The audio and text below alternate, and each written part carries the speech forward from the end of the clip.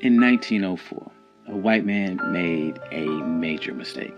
He stepped off the train in the Mississippi Delta and started causing a scene, a ruckus, shoving, acting like he owned the place.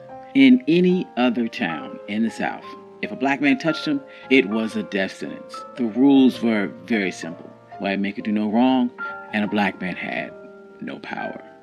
But this wasn't any other town. It was Mound Bayou. The marshal stepped out in front of the crowd, and he was a black man wearing a press uniform and a badge on his chest that gave him the full power of the state. He didn't look down. He didn't ask for permission. He walked right over to the man and put his hand on his shoulder and told him that he was under arrest. Imagine the confusion on his face. He was looking around for a white officer to save him.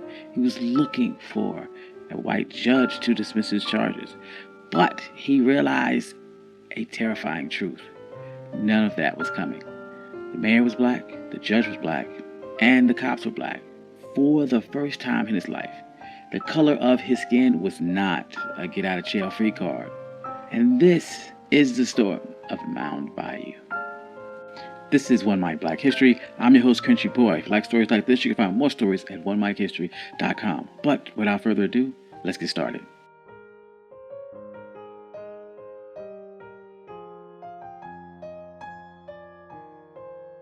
This wasn't a fantasy. It wasn't a movie. This was a real place, a black fortress in the middle of one of the most racist states in America. A place where Jim Crow had absolutely no jurisdiction. People love to talk about towns that were burned, and you know some of the names: Tulsa, Rosewood, Wilmington, North Carolina. We share the pictures of the smoke and the ruins because it fits the story that we've been taught that everything we've ever built, they destroyed it. But that doesn't tell the complete story.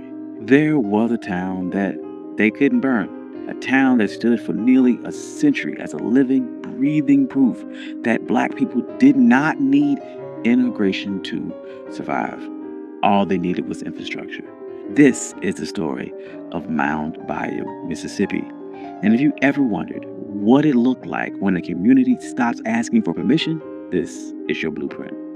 So, to understand how a place like this could even exist, you have to go back to a bit of a paradox. You have to go back to a plantation called Davis Bend.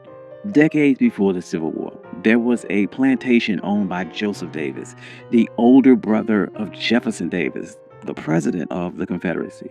But Joseph Davis was different. He was a utopian socialist. He believed that if you gave enslaved people enough autonomy, they could produce more. So he set up a system that looked less like a labor camp and more like a twisted experiment on self-governance. Enslaved people had their own court system with their own judges and juries to settle disputes. They were trained to be managers. They learned how to keep complex ledgers, how to negotiate contracts with steamboat captains, and how to run a massive agricultural enterprise. Growing up in this system was a young man by the name of Isaiah T. Montgomery. He was more than just a laborer. He was a secretary. He was in the room where deals were being made. He saw the paperwork, and he learned the hidden language of capitalism. When the Civil War ended, Isaiah looked around at the chaos of Reconstruction and saw the violence rising. He saw the Ku Klux Klan forming, and he realized something profound. Integration was a trap. As long as black people lived under white jurisdiction, they would never truly be free. He didn't want to fight for a seat at the table. He was trying to build his own damn house. He knew that he couldn't just take the land. He had to make a deal with the system. So in 1887, he found a surveyor's map and pointed to a spot in the Yazoo Delta, a place that no one wanted. It was about 840 acres of nightmare. It was thick with timber, swamp water, and black bears. The mosquitoes were so thick that if you waved your hand, you'd catch a fistful. The Louisville, New Orleans, and Texas Railroad owned the land, but they couldn't do anything with it because no white settlers were desperate enough to clear it. So Isaiah Montgomery put on his suit and went to the railroad executives and made them a business proposition. He said, "You have a railroad going through a useless swamp. Sell it to us. We'll clear the trees, we'll drain the water, we'll plant the cotton, and we'll turn your empty tract into a gold mine. The white executives simply saw dollar signs. They thought they were taking advantage of a desperate people. They had no idea they were funding a fortress. Montgomery would purchase the land for $7 an acre. But here's where the genius part came in, and the part that changed history. He set up a charter for the town. The policy included that the land in Mound Bayou could only be sold to other black folks. Think about that. He used the exact same restrictive covenants that white neighborhoods like Levittown used to keep us out, but he flipped that weapon. He used it to keep the oppressors out. This created an invisible wall around his town. If you didn't own the land, you couldn't vote in the town elections. If you couldn't vote, you couldn't be the sheriff. You couldn't be the judge. By controlling the land, you controlled the law. He moved with some urgency. He knew that they were on a race against time. The first settlers crept through in rough shanties, fighting off malaria and wild animals while clearing the trees by hand. But within a decade, the swamp was gone, and the place was a bit of a miracle. By 1907, if you walked through the streets of Mound Bayou, you wouldn't have seen the struggle. You would have seen power. There were 13 black-owned stores. You would see 3 cotton gins humming with machinery. You would see a train depot that was busier than some of the white depots in neighboring towns. They even printed a newspaper, The Demonstrator, because if you didn't control the media, someone else would write your story for you. But this isn't just about buildings. The town also closed the loop on economics. In most places, a black farmer would grow his cotton, but he'd have to take it to a white gin to be processed. The white owner would then cheat him on the weight, and then he would take his money to a white bank where they would charge him predatory interest, and he would spend it in a white store that wouldn't even let him try on shoes. Every black dollar went into white hands immediately. But Mound Bayou changed that. The cornerstone of this strategy was the Bank of Mound Bayou, founded in 1904 by Charles Banks. They called him the Wizard of Finance. He understood that freedom wasn't real unless you could fund it. When he opened the bank, it wasn't just a place to store cash. Farmers from all over the Delta, even outside of the town, started to bring their money to Charles Banks because when he walked into the lobby, they were treated like human beings. They could get a loan to buy seed or equipment without signing away their dignity. And that money stayed within the town.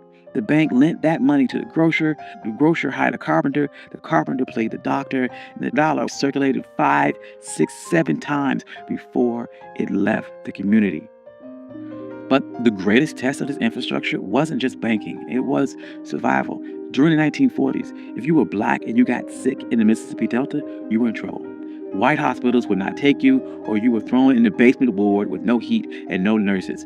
You could die from a simple infection because you were on the wrong side of the color line. So Mound Bayou decided to build a healthcare system. They didn't ask the government for a grant. They went to fraternal orders. We often forget groups like the Knights and Daughters of Tabor. These were secret societies, benevolent orders where the members paid small monthly dues, mostly nickels and dimes. It was the original crowdfunding. They pulled together these nickels and dimes into a massive war chest and built the Taborian Hospital in 1942. This place was state-of-the-art for the time. It had x-ray machines, incubators for premature babies, sterile operating theaters that rivaled anything in Memphis or Chicago. They hired black surgeons and paid them top dollar, and they had black nurses in crisp white uniforms.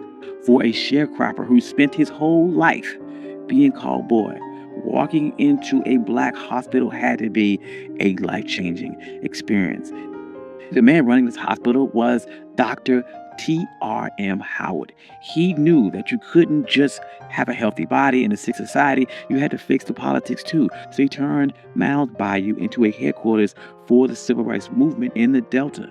He launched Regional Council of Negro Leadership.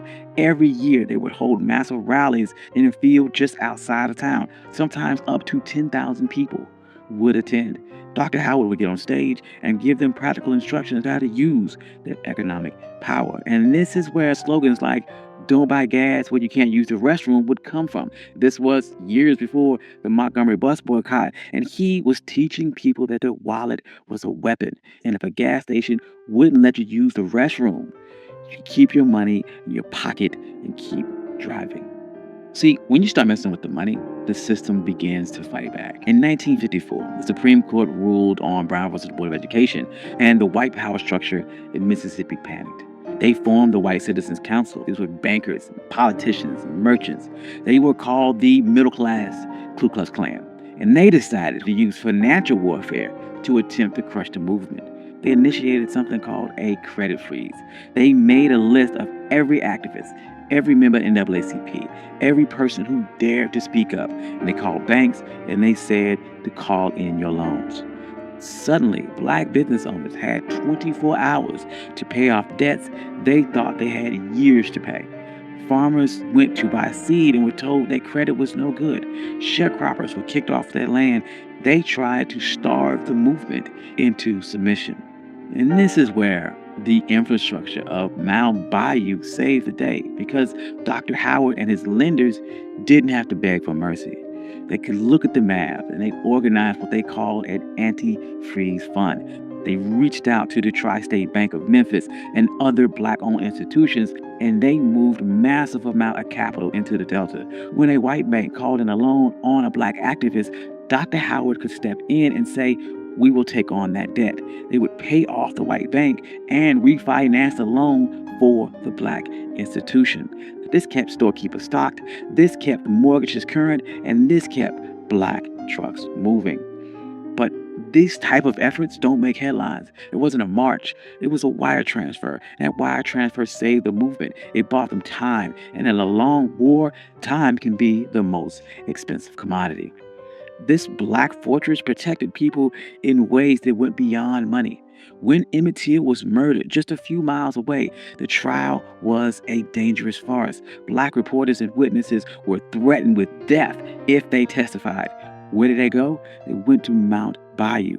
Dr. Howard turned his home into a command center. He set up an armed guard. He had a safe house. Mamie Till Mobley, Emmett Till's mother, even stayed there. They would drive them to the courthouse every morning to face that horror, and then drive back to Mound Bayou at night to sleep in the only place where the sheriff couldn't let the lynch mob in. And this brings us back to the image of that sheriff on the train platform that we began with.